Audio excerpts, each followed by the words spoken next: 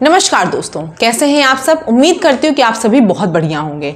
तो दोस्तों, जैसा कि आपको पता है, हम लोग इस समय पेट 2022 की अपनी तैयारी कर रहे हैं दोस्तों। और इसी सीरीज में हम लोगों ने अभी तक भारतीय जो आपका इंडियन नेशनल मूवमेंट वाला पोर्शन है वो खत्म कर लिया है। अब हम लोग आगे आज बात करेंगे दोस्तों। वैसे पढ़ाने में कुछ और वाली थी, लेकिन आपको पता है इस समय देश में, पूरे देश में आज़ादी का अमृत महोत्सव बन रहा है। 75 साल हो गए आज़ादी को लेकर। आपको पता है 15 अगस्त 1947 को भारत आज़ाद हुआ था, जो हम लोग अभी अपनी पिछली वीडियोज़ में करा चुके हैं। हम लोग अब इसके बाद क्या पढ़ेंगे दोस्तों, इसलिए मैंने सोचा कि अब हम लोग भी थोड़ा सेलिब्रेट कर लेते हैं आज़ादी के अमृत महोत्सव को। तो पढ़ाई सही करेंगे, कैसे करेंगे, हम लोग पढ़ेंगे पॉलिटी को। जी हाँ दोस्तों, अब हम लोग जो शुरू करने जा रहे हैं वो है आपका पॉलिटी, ठीक है। संविधान के बारे में बात करेंगे दोस्तों। ये भी आपका पता है पेट में आपका 5 अंकों का ये आता है दोस्तों। और इसमें क्या क्या टॉपिक है, आपने अगर सिलेबस नहीं देखा होगा तो जरूर देख लीजिएगा। इसमें दोस्तों आपका जो टॉपिक है वो है संविधान की प्रमुख विशेषताएं। क्या विशेषता है। दूसरा है मूल अधिकार, मूल कर्तव्य, राज्य के नीति निदेशक तत्व हैं इसमें। और लिख देती हूं मैं, चलिए ऐसा है। देखिए, एक तो क्या है इसकी विशेषताएं, संविधान की क्या विशेषता है भारतीय संविधान की, वो है हमारे इसमें कोर्स में। और आपके हैं फंडामेंटल राइट्स, यानी कि मौलिक अधिकार, ठीक है। और मौलिक कर्तव्य भी हैं, फंडामेंटल ड्यूटीज भी आपका कोर्स में है। फंडामेंटल ड्यूटीज, मौलिक कर्तव्य। और आपका क्या है दोस्तों, और आपका है DPSP, directive principles of state policy, यानी कि राज्य के नीति निदेशक तत्व, ये भी है। और क्या है दोस्तों, और आपका सुप्रीम कोर्ट, हाई कोर्ट, यानी कि आपका क्या है न्यायपालिका।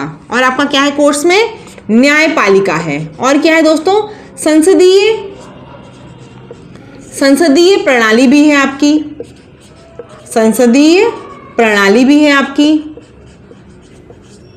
ठीक है। और भी आपके इंपॉर्टेंट 1-2 पॉइंट्स होंगे, मुझे भी हो सकता है भूल रहा हो, याद ना आ रहा हो। जैसे कि आपका जिला प्रशासन है, पंचायत है, ये सब भी है आपके कोर्स में। पंचायत, ये सब है, ये इतने आपका कोर्स में है, ठीक है चीजें।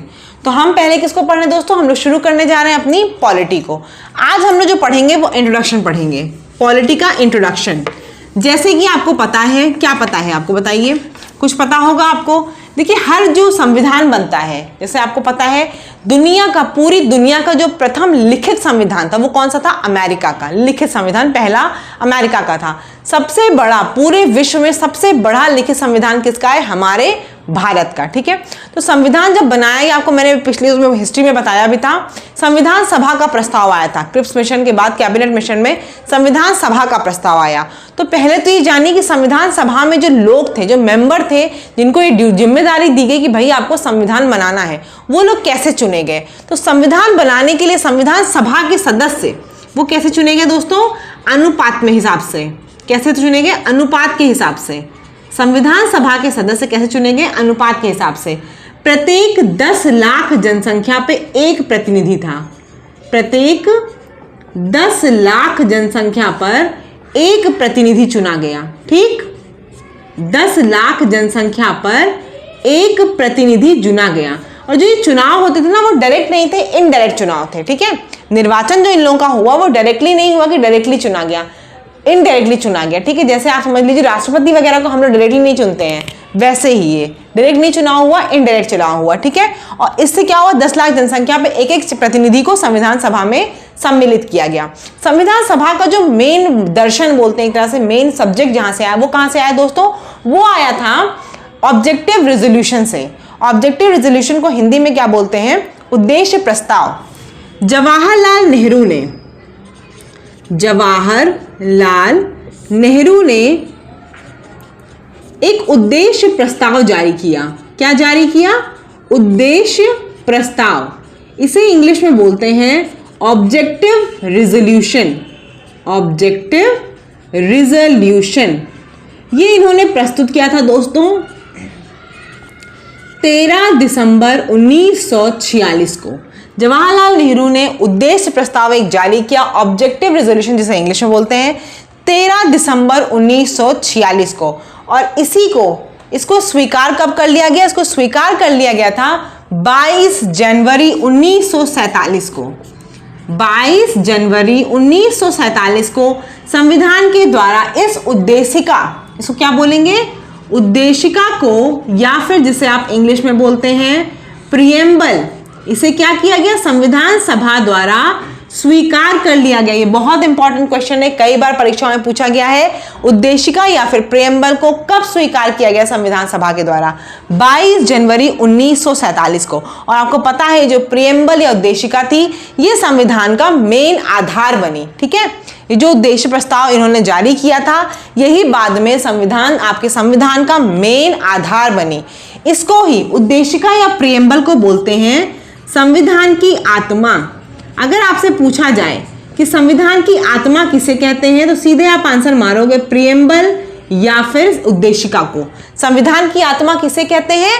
प्रिएम्बल या फिर उद्देशिका को संविधान की आत्मा कहा जाता है। एक प्रश्न और यहीं से आता है, कई बार ये पूछा जाता है कि डॉक्टर B.R. अम्बेडकर ने, भीमराव अम्बेडकर ने किस चीज को संविधान की आत्मा कहा है? उन्होंने जो कॉन्स्टिट्यूशनल रेमेडीज अभी आपको मैं पढ़ाऊंगी आगे फंडामेंटल राइट्स में, भीमराव अम्बेडकर ने उसको संविधान की आत्मा कहा था। तो अगर प्रश्न में ये मेंशन हो कि संविधान की आत्मा भीमराव अम्बेडकर के द्वारा किसको कहा गया, तब आप बताएंगे कॉन्स्टिट्यूशनल रेमेडीज को।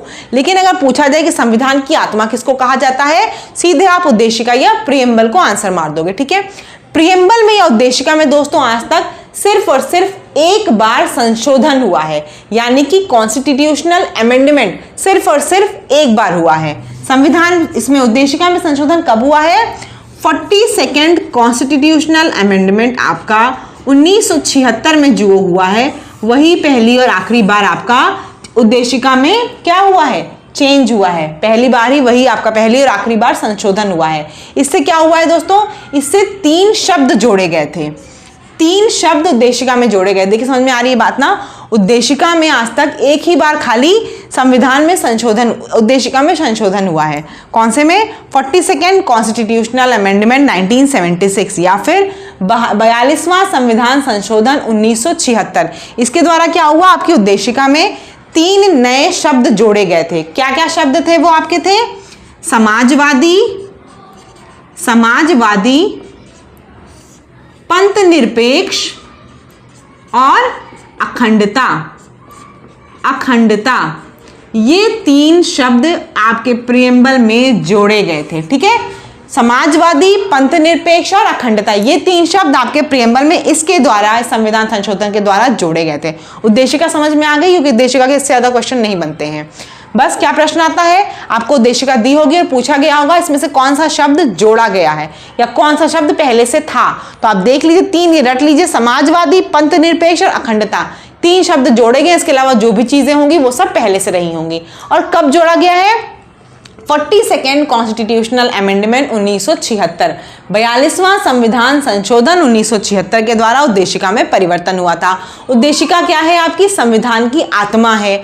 और ये कब आपको, कब संविधान सभा द्वारा अपनाई गई थी? तो ये अपनाई गई थी 22 जनवरी 1947 को। और इसको प्रस्तुत किसने किया था? इसका मेन प्रस्ताव प्रस्तुत किया था जवाहरलाल नेहरू ने 13 दिसंबर 1946 को। इतनी बातें क्लियर हो गई आप लोगों को? ठीक है, फिर हम लोग आगे चलते हैं अब। ठीक है, संविधान सभा में इतनी चीजें समझ में आ गई होंगी आप लोगों को। संविधान है बहुत इंपॉर्टेंट और क्वेश्चन भी जो है ना वो रिपीटेड ही आते हैं। देखिए एक चीज और समझ लीजिए, आप लोग में से बहुत लोग हमेशा कंफ्यूज रहते हैं, बस इतना पढ़ लें उतना पढ़ लें ऐसे पूरे टाइम करते रहते हैं। देखिए हर एग्जाम का एक लेवल होता है। ठीक है, आप तैयारी किस एग्जाम में कर रहे हैं उसी हिसाब से आपको सिलेबस ही पढ़ना चाहिए। जैसे अगर आप यूपीएससी की तैयारी कर रहे हैं तो मैं आपको कहूंगी नहीं आप कोई चीज छोड़ के जाइए, क्योंकि यूपीएससी में आपको पता है बहुत वास्ट चीजें और कुछ भी आ सकता है, वहां नहीं छोड़ना होता है। ऐसे ही आप अभी ग्रुप बी की कोई तैयारी कर रहे हो तो भी मैं आपको कहूंगी कि आपको इतनी ढेर सारी चीजें पढ़नी है। लेकिन जब पेट का एग्जाम है या फिर आपका लेखपाल का एग्जाम है, इन सब का लिमिटेड जब कोर्स है तो आपको लिमिटेड ही पढ़ाई करनी चाहिए। रिसोर्सेज अपने थोड़ी लिमिटेड रखिए। आप लोग क्या करते हो, यहां से भी पढ़ लेते हो, वहां से भी पढ़ लेते हो, हर जगह से पढ़ के फिर एग्जाम में क्या होता है, सिर्फ और सिर्फ कंफ्यूजन होता है। तो कंफ्यूजन नहीं करनी है हमें क्या करना है, जो पढ़ के जाना है एकदम अच्छा पढ़ के जाना और उसे जाके वहां पे अच्छे से करके आना है। ये दिमाग में रखिए हमेशा। ठीक है, तो हमें बस उतनी चीजें पढ़नी जितनी एग्जाम में आनी, उससे ज्यादा हमें अब पढ़ाने को तो पॉलिटी में यहाँ से नहीं पढ़ाना था, पढ़ाना शुरुआत से था, लेकिन मुझे पता है वो आपके एग्जाम में नहीं आएगी। तो एग्जाम में जब नहीं आएगी तो टाइम वेस्ट करने से क्या फायदा है। ठीक है, आगे देखिए दोस्तों, हम लोग देख लेते हैं अब संविधान की उद्देशिका खत्म हो गई है। हम लोग अब देख लेते हैं कि संविधान सभा, सबसे इंपॉर्टेंट चीज है, संविधान को कब स्वीकृत किया गया, जो आपका ये संविधान बनाया गया संविधान सभा द्वारा, इसको कब स्वीकृत किया गया। पहले तो जान जाइए, मैंने आपको उसमें बताया था वैसे इंडियन नेशनल मूवमेंट वाले उसमें चैप्टर में भी, कि जो सबसे प्रथम बैठक हुई संविधान सभा की वो कब हुई थी, 9 दिसंबर 1946 को पहली बैठक हुई थी। ठीक, इसमें अध्यक्ष कौन थे संविधान सभा के, सच्चिदानंद सिन्हा। सच्चिदानंद सिन्हा ये क्या थे, ये आपके प्रथम अध्यक्ष थे, लेकिन ये सिर्फ 2 दिन के लिए थे, अस्थायी अध्यक्ष थे। उसके बाद आपकी जो बैठक हुई 11 दिसंबर 1946 को, तब संविधान सभा के अध्यक्ष कौन थे, वो थे डॉक्टर राजेंद्र प्रसाद। डॉक्टर राजेंद्र प्रसाद, ये आपकी दूसरी जब बैठक हुई थी, और ये आपके परमानेंट अध्यक्ष थे। ठीक है, तो ध्यान दीजिएगा क्वेश्चन में क्या पूछा गया है। सिंपल ये पूछा जाए कि प्रथम अध्यक्ष कौन थे, तो आप सच्चिदानंद सिन्हा पूछ दीजिएगा। लेकिन अगर पूछा जाए प्रथम स्थायी आपके अध्यक्ष कौन थे, तो कौन थे, डॉक्टर राजेंद्र प्रसाद। ये 11 दिसंबर 1946 को जब बैठक हुई तब इन्होंने अध्यक्षता ली और तब से परमानेंट रहे। संविधान सभा को दोस्तों बनाने में जो कुल समय लगा, बहुत ज्यादा मीटिंग्स हुई, कितना टाइम लगा, 2 साल 11 माह 18 दिन। देख रहे हैं, 2 साल 11 माह 18 दिन लगा संविधान सभा को बैठने के बाद संविधान पूरा वाइंड अप करने में। ठीक है, संविधान को पता अपने देश का सबसे बड़ा संविधान, लिखित संविधान है, तो उसमें क्या हुआ, 2 साल 11 माह 18 दिन लगे थे। ठीक है, उसके बाद संविधान सभा को दोस्तों देखिए 1946 पहली बैठक हुई थी, संविधान सभा को 26 नवंबर 1949 को स्वीकृत कर लिया गया, अंगीकृत कर लिया गया। स्वीकृत या फिर बोलेंगे अंगीकृत कर लिया गया। कब किया गया दोस्तों, 26 नवंबर 1949 को कर लिया गया। अब लेकिन लागू पूछा था, कई बार देखिए 2 प्रश्न आते हैं, ध्यान से सुनिएगा एकदम। अगर पूछा जाए संविधान को किस दिन स्वीकृत या अंगीकृत किया गया, तो आप बताएंगे 26 नवंबर 1949 को।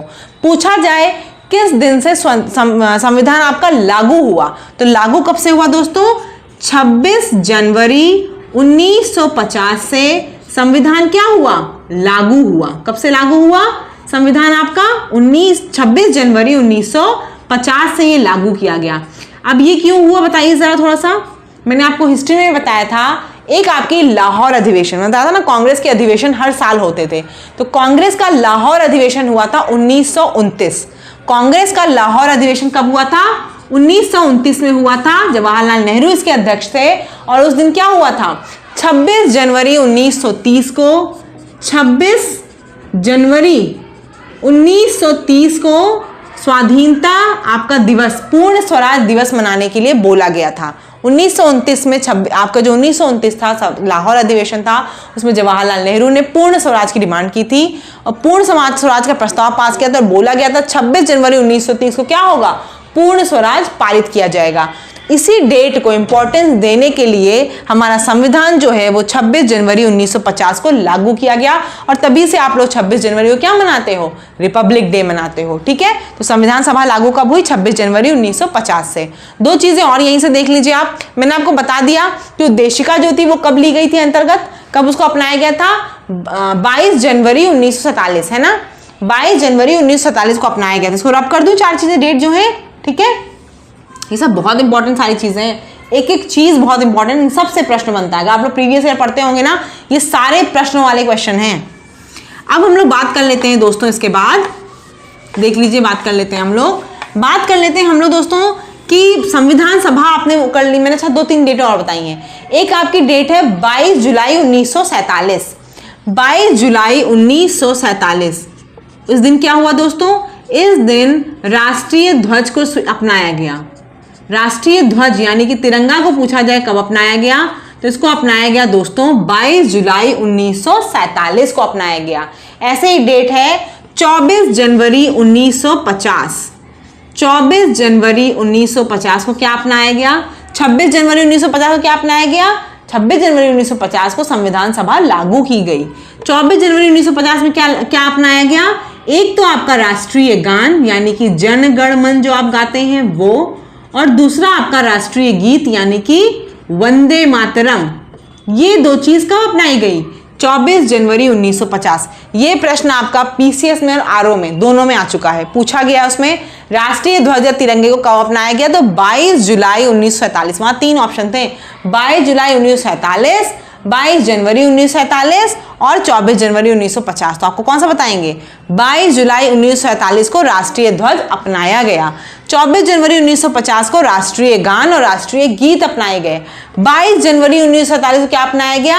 उस दिन आपका उद्देशिका को अपनाया गया, यानी कि प्रियम्बल को अपनाया गया। ठीक है, ये दोनों डेट्स भी इंपॉर्टेंट थी, इसलिए मैंने आपको ये भी बता दी। ठीक, अब इसके बाद हम लोग बात कर लेते हैं दोस्तों कि संविधान सभा में कुछ कुछ लोगों के नाम इंपॉर्टेंट हैं, जैसे कि संविधान सभा के जो सलाहकार थे, कॉन्स्टिट्यूशनल एडवाइजर, संवैधानिक सलाहकार, वो कौन थे? संवैधानिक सलाहकार जो थे वो कौन थे दोस्तों? BN राव। कौन थे?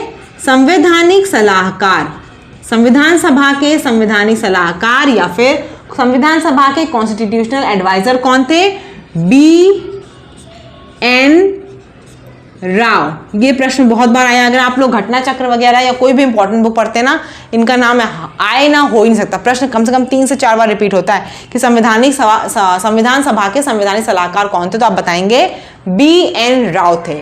उसके बाद एक कमेटी थी, उसका नाम था प्रारूप कमेटी, प्रारूप कमेटी या फिर समिति, हिंदी में समिति बोलते हैं, प्रारूप समिति, प्रारूप समिति या फिर ड्राफ्टिंग कमेटी। कौन सी कमेटी? ड्राफ्टिंग कमेटी,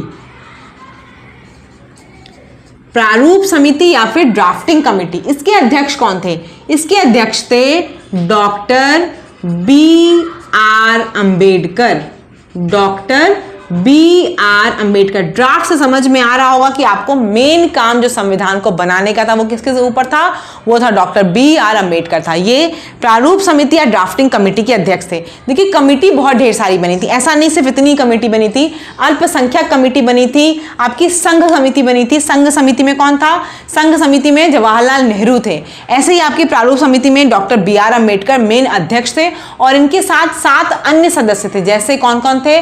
कृष्णादि स्वामी अय्यर आपके थे, के एम मुंशी थे और भी ढेर सारे लोग थे। तो देखिए यहाँ पे हम इन लोगों के नाम आपको नहीं लिखा रहे हैं, ये सब चीज़ें मैं आपको सब टेलीग्राम पे दूंगी। ठीक है, आज के आज आपको, अगर आप टेलीग्राम से नहीं जुड़े हैं तो ज़रूर जुड़ जाइएगा। मैं जो चीज़ें आपको यहाँ समझा रही हूँ वो समझ लीजिए, और जो चीज़ें आपको नोट्स बोल रही PDF में दूंगी वो PDF में तुरंत मिल जाएगा। ठीक, समझ लीजिए कि क्या हुआ था, कैसे हुआ था, बस वो समझिए।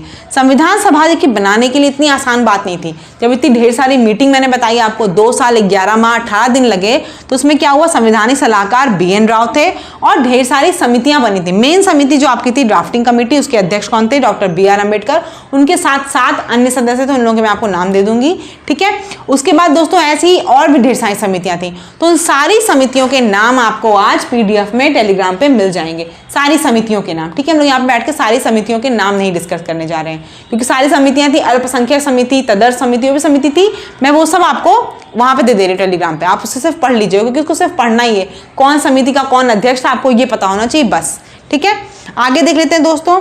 आगे जो है हमारे पास वो है, अब हमें पता करना है कि आर्टिकल नहीं, कि किस देश से क्या लिया गया। आपको पता है अपने देश का संविधान इतना बड़ा है कि वो किसी ना किसी देश से कुछ ना कुछ उसने लिया है। हम अब बात करेंगे किस देश से क्या लिया गया है। ये देख लीजिए, लिख लिया आप लोगों ने है।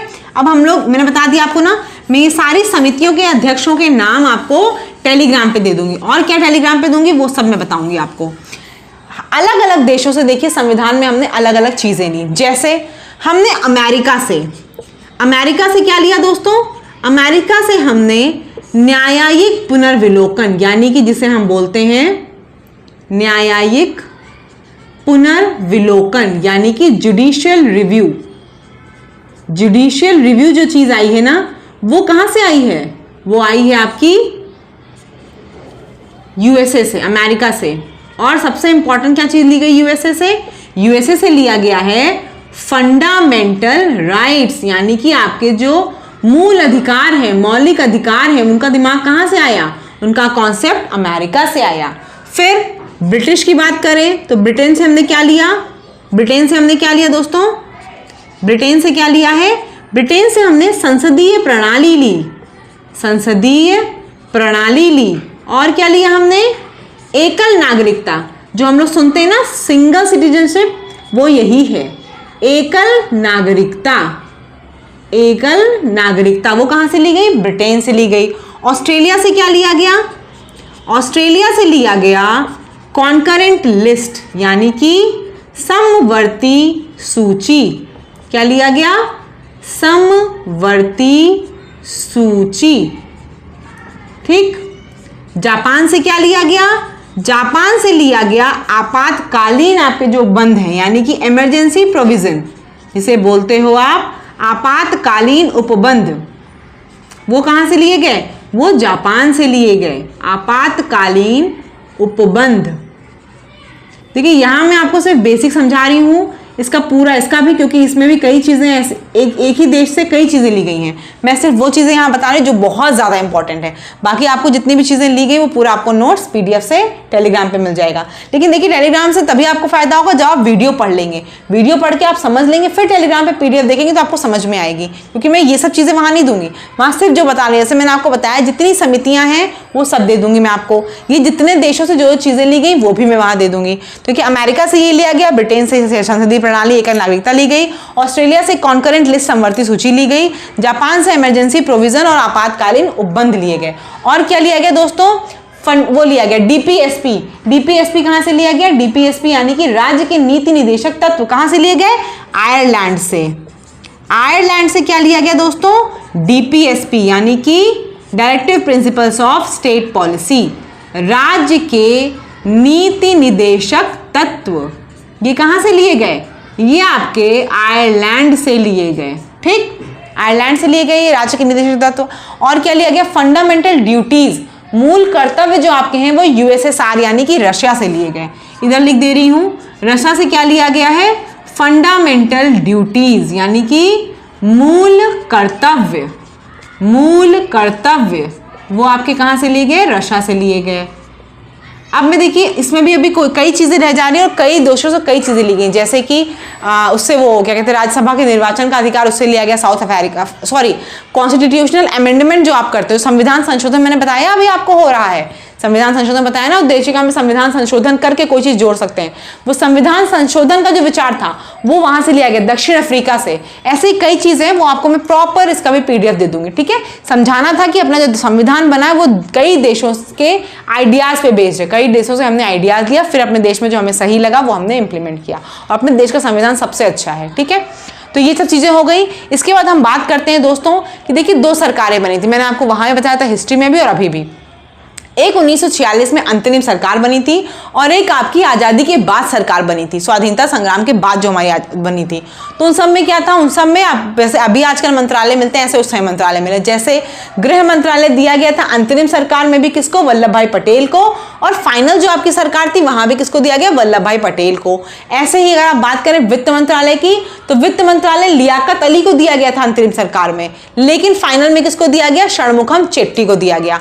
तो ये चीजें भी देखिए फैक्ट्स बेस्ड है, इसको मैं आपको पीडीएफ वहां टेलीग्राम में दे दूंगी, इसको समझाना कुछ नहीं है, बस समझ लीजिए कि एक अंतरिम सरकार के मंत्रालय थे, अंतरिम सरकार के लोग थे, और एक स्वाधीनता के बाद जो बने वो लोग थे। ठीक, अब हम लोग बात कर लेते सीधे आके दोस्तों, इस संविधान में कितने भाग हैं, कितने आर्टिकल हैं और कितनी अनुसूचियां हैं। आपने जरूर सुना होगा अब तक, ये समझ में आ गया ना, देशों से अलग अलग देशों से लिया गया। इसका भी मैं पीडीएफ तुरंत अभी दे दूंगी आपको। ठीक, अब हम लोग बात कर लेते हैं दोस्तों इसके बाद किस चीज की, कि कितने आर्टिकल हैं, कितने भाग हैं और कितनी अनुसूचियां हैं। तो कितनी है देखते हैं जरा। 395 आर्टिकल थे। कितने आर्टिकल थे? 395 आर्टिकल थे। अनुच्छेद जिसे आप बोलते हैं हिंदी में, वो 395 थे। 22 भाग थे, 22 भाग थे। ठीक है, और इसको अनुच्छेद बोलते हैं, अनुच्छेद। ठीक है, उसके बाद 8 अनुसूचियां थी या फिर शेड्यूल्स थी। कितनी थी? 8 अनुसूचियां थी। ये ओरिजिनल, अगर आपसे ओरिजिनल पूछा जाए संविधान जब बन गया तो कितने आर्टिकल कितने होते? तो 395 आर्टिकल थे, 22 पार्ट थे और 8 शेड्यूल थे। प्रेजेंटली अगर पूछा जाए तो अभी तो आपको पता है कि रोज ही कोई ना कोई कॉन्स्टिट्यूशनल अमेंडमेंट करके कुछ ना कुछ तो ऐड हो ही जाता है, लेकिन अभी भी ओरिजिनली अभी भी कितने आर्टिकल ही हैं? 395 ही हैं। बस इसमें क्या है जैसे आपको पता है आर्टिकल 1 में ए, आर्टिकल 1 का बी, 1 का 1A ऐसे कर दिया गया। इसकी वजह से आर्टिकल की संख्या आपकी बढ़ गई है। भाग जो है वो अभी भी 22 ही है और क्या बढ़ा है, खाली 12 सूचियां, अनुसूचियां जो हैं आपकी वो अब 12 हो गई हैं। तो आपसे पूछा जाए ओरिजिनली कितनी अनुसूचियां थी, तो आप बताओगे ओरिजिनली 8 अनुसूचियां थी। प्रेजेंटली कितनी है, तो इस समय 12 अनुसूचियां हैं। ठीक है, भाग पहले भी 22 था, अभी भी 22 है। आर्टिकल भी आपके बढ़ गए हैं, अब 395 थे, अब तो बढ़ते ही चले जा रहे हैं। अभी हम आर्टिकल की संख्या नहीं काउंट कर सकते हैं। ठीक है, कितनी है, ज़्यादा ही है वो। बस समझ में आ गया आपको, ये मेन चीज़ थी कि संविधान सभा में कितने आर्टिकल, कितने भाग और कितने थे। तो हम लोग पहला पार्ट देख लेते हैं कि पहला पार्ट क्या था। 2 पार्ट देख लेते, छोटे छोटे से हैं। पहला है आपका पार्ट 1। ये क्या था दोस्तों, आर्टिकल 1 से लेकर 4 तक है। आर्टिकल 1 से लेकर 4 तक पार्ट 1 है, भाग 1। इसमें क्या है, इसमें आपका है संघ और राज्य क्षेत्र। संघ राज्य क्षेत्र, संघ राज्य क्षेत्र का मतलब क्या है, अगर आपको किसी भी राज्य के एरिया में परिवर्तन करना है, नाम में परिवर्तन करना है, उसकी सीमा में परिवर्तन करना है, वो सब किस में होगा, इन्हीं आर्टिकल्स के थ्रू, आर्टिकल 1 to 4 के थ्रू। ठीक है, संघ और उसका राज्य क्षेत्र, संघ राज्य क्षेत्र से आप कंफ्यूज ना होइएगा, यूनियन टेरिटरी बता दीजिए। संघ और उसका राज्य क्षेत्र, ये क्या है आपका, ये आपका पहला भाग है। पहला भाग आर्टिकल 1 to 4 संघ और उसका राज्य क्षेत्र है। ठीक है, समझ में आ रहा है बात। अब क्या है, कोई भी सीमा में परिवर्तन करना हो किसी राज्य की, कुछ आपको क्या कहते हैं उसका नाम बदलना हो, कोई भी चीज़ करनी होगी, अगर क्षेत्र से रिलेटेड कुछ भी करना है तो आपको क्या करना है, 2 सीमाओं को जोड़ना है, आपस में मर्ज कर देना, वो सब किसमें आएगा, आर्टिकल 1 to 4 पार्ट 1 भाग 1 में। पार्ट 2 में क्या है दोस्तों, यानी कि भाग 2 में क्या है, आर्टिकल 5 to 11, ये क्या है आपका, नागरिकता, सिटीजनशिप। सिटीजनशिप से संबंधित जो प्रावधान है कि सिंगल सिटीजनशिप होनी चाहिए, किसको नागरिकता कितने साल तक भारत में रहे तो तब मिल जाएगी, वो सब चीजें किस में आती हैं आपकी, पार्ट 2 भाग 2 आर्टिकल 5 से 11। पार्ट 3 जो सबसे इंपॉर्टेंट है वो कौन सा है आपका दोस्तों, यानी कि भाग 3 आर्टिकल इसमें 12 से 35 है। ये आपके हैं मौलिक अधिकार, यानी कि फंडामेंटल राइट्स। ठीक, ये आपके क्या है, फंडामेंटल राइट्स, मौलिक अधिकार, बहुत ज़रूरी, सबसे ज़रूरी है ये। इनको हम लोग कल पढ़ेंगे क्योंकि ये बहुत इंपॉर्टेंट चीज़ है। तब तक आपको इतना समझ में आ जाना चाहिए कि संविधान सभा कैसे बनी, संविधान में क्या क्या चीज़ें थी। जो चीज़ें आपको मैंने PDF में बोला, जैसे कि आपको अंतरिम सरकार के लोगों के नाम वो दे दूंगी, समितियों के नाम वो दे दूंगी, और किस देश से क्या लिया गया वो 3 चीज़ मैं आपको अभी PDF में दे दूंगी। लेकिन उसके पहले आपको ये चीज़ पढ़ लेनी है जिससे कि आपको वो समझ में आए कि वो दिया क्या गया है। ठीक है दोस्तों, और उसके बाद पार्ट 3 कल से हम लोग पढ़ेंगे। ठीक, तो बस आज़ादी का अमृत महोत्सव आप सब मनाइए, त्यौहार काफ़ी आ रहे हैं इस समय, राखी भी आप लोगों की आने वाली है, सबको सेलिब्रेट करिए, लेकिन साथ ही साथ पढ़ाई ज़रूर करती चलिए। अगर आप चैनल पे नए हो, सब्सक्राइब नहीं किया है तो ज़रूर कर लीजिएगा। धन्यवाद।